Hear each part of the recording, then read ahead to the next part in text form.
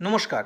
আপনারা সকলেই জানেন যে জানুয়ারি ও জুলাই মাসে দুবার সরকারি কর্মচারীদের হাউস রেন্ট ডিক্লারেশন দিতে হয় হেড অফ ডিপার্টমেন্টকে। কর্মচারীদের পে কমিশন হওয়ার পর অর্থাৎ 6 পে কমিশন হওয়ার পর সর্বোচ্চ 12,000 টাকার বেশি কিন্তু হাউস রেন্ট বাবদ পাবেন না। কর্মচারীর স্বামী বা স্ত্রী উভয় মিলে হাউস রেন্ট কিন্তু 12,000 টাকা হবে, অর্থাৎ 12,000 টাকার বেশি কিন্তু উভয়ের মিলেও কিন্তু হবে না। কর্মচারীর স্বামী বা স্ত্রী যদি বেসরকারি কোনো সংস্থায় চাকরি করেন সেক্ষেত্রেও কিন্তু হাউস রেন্ট ডিক্লারেশন দিতে হবে এবং উভয়ের মিলে হাউস রেন্ট 12,000 টাকার বেশি বা 12,000 টাকার বেশি কিন্তু পাবেন না। এবার চলুন দেখে নেওয়া যাক হাউস রেন্ট ডিক্লারেশন কীভাবে লিখবেন। তার আগে বলি, এই ফর্মটি ফিল আপ করার জন্য ক্ষেত্রে চারভাবে কিন্তু ফিল আপ করতে হয়, অর্থাৎ 4 রকম কন্ডিশন হতে পারে। তো সেক্ষেত্রে কিভাবে ফিল আপ করবেন সেটা আমি বলে দিচ্ছি। 1 নম্বর, কর্মচারী স্বামী বা স্ত্রী যদি কোনো সরকারি বা বেসরকারি সংস্থায় কাজ না করেন সেক্ষেত্রে একরকমভাবে ফর্ম ফিল আপ করতে হবে। যদি কর্মচারী স্বামী বা স্ত্রী কোনো সরকারি বা বেসরকারি সংস্থায় কাজ করেন সেক্ষেত্রে আবার দুভাবে কিন্তু লিখতে হবে। স্বামী ও স্ত্রী মিলে হাউস রেন্ট সর্বোচ্চ 12,000 টাকা, অর্থাৎ 12,000 টাকা পর্যন্ত স্বামী ও স্ত্রীর উভয়ের মিলে কিন্তু হাউস রেন্ট হবে 12,000 টাকা।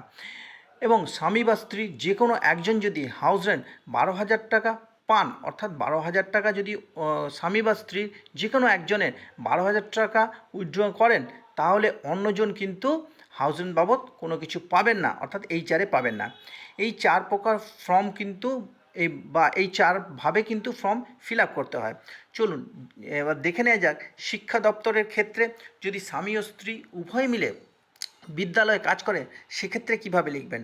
প্রথমে দেখুন আমি ফিল আপ করেছি যে প্রথমে স্বামীর নাম, তারপর স্ত্রীর নাম, তারপর স্বামী যে বিদ্যালয়ে কাজ করেন সেই বিদ্যালয়ের নাম, তারপর উনি কত টাকা হাউস রেন্ট পান সেটা এবং বেসিক পে কত সেটা, তারপর কবে ইনক্রিমেন্ট হচ্ছে সেই ইনক্রিমেন্ট ডেটটা আমি কিন্তু লিখেছি বা বলে দিয়েছি আপনাদের।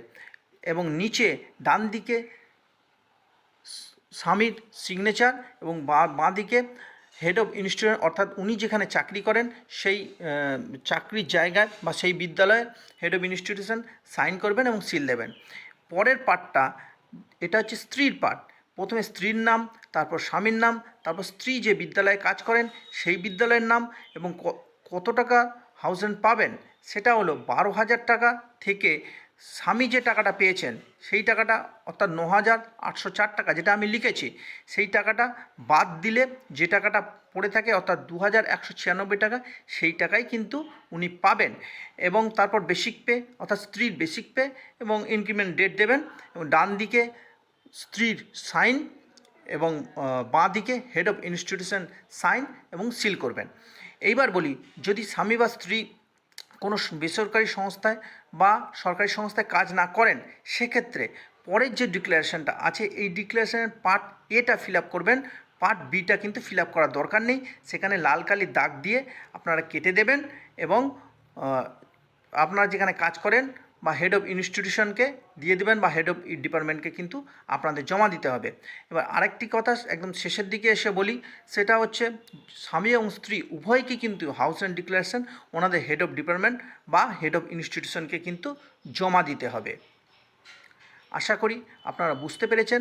আমি ব্ল্যাঙ্ক শিট এবং ফিল আপ করা শিটটি আমার ডেসক্রিপশন বক্সে দিয়ে দিচ্ছি, সেখান থেকে আপনারা ডাউনলোড করে নিতে পারেন। সকলে ভালো থাকবেন, সুস্থ থাকবেন, সঙ্গে থাকবেন।